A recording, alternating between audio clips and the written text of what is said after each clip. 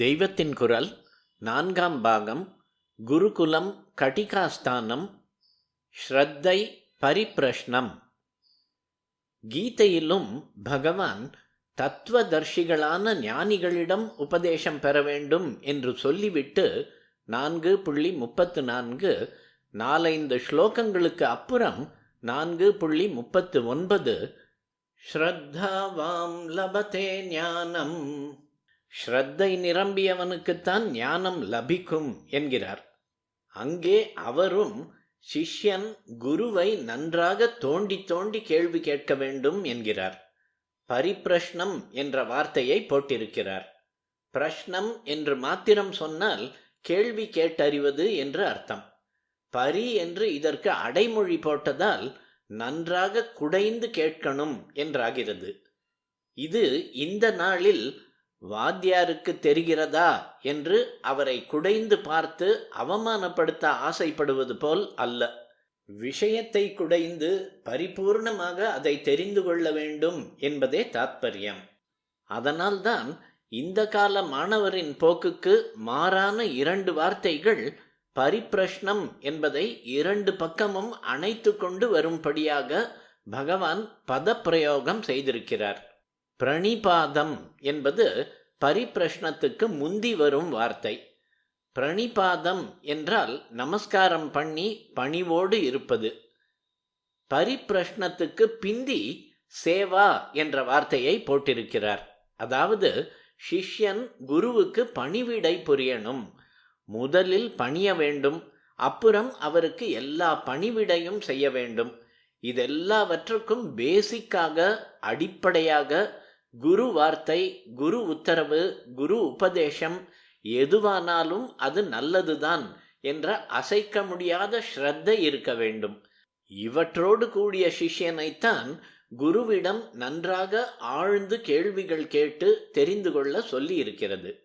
இப்படிப்பட்ட நம்பிக்கைக்கு உரியவராக ஒருத்தர் வாஸ்தவமாகவே இருந்தாக வேண்டும் என்பது தனி மனுஷியர் குருகுலம் நடத்தும் போதுதான் யதார்த்தத்தில் நடக்கும். அவரோடேயே சதா சர்வ காலமும் இருந்தால்தானே அவருக்கு வாஸ்தவமாக உள்ள அறிவு என்ன, அவருடைய குணம் என்ன என்பது தெரியும். ஸ்தாபன ரீதியில் படிக்கும் போது இதெல்லாம் எப்படி சாத்தியம்? ஏதோ கொஞ்ச நேரம்தான் ஸ்கூல் அல்லது காலேஜ், அதிலேயும் வெவ்வேறு சப்ஜெக்டுக்கு வெவ்வேறு வாத்தியார் என்று இருக்கிற தற்கால அமைப்பில் வாத்தியார் ஏதோ கொஞ்சம் நோட்ஸை உரு போட்டுவிட்டு வந்து ஒப்பித்தே ரொம்பவும் விஷயஞர் மாதிரி காட்டிக்கொண்டு விடுவதற்கு இடம் கொடுத்து போகிறது. தெரிந்த மட்டும் பதில் சொல்கிறேன் என்று உபனிஷத் ரிஷி சொன்னாரே, அந்த உண்மை உள்ளம், அதோடு குரு ஸ்தானத்தில் இருந்த போதிலும் அவருக்கு இருந்த ஹியூமிலிட்டி, வினய சம்பத் இந்த நாளில் பார்க்க முடியுமா?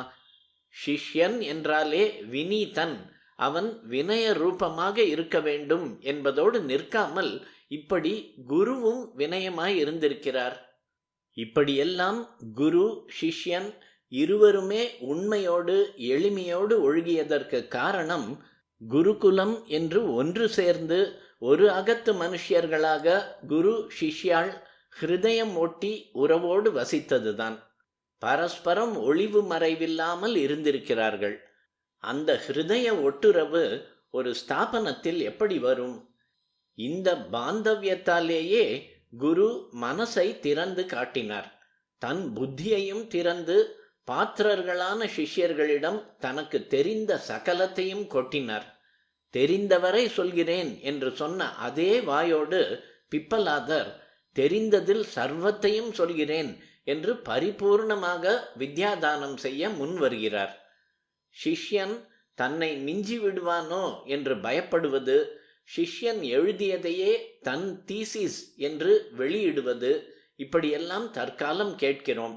இதெல்லாவற்றுக்கும் மேலே குருகுலத்தின் பாந்தவியத்தில் குரு சிஷ்யனிடம் காட்டிய அன்பும் கரிசனமும் இன்ஸ்டிடியூஷனில் உண்டாகவே முடியாது.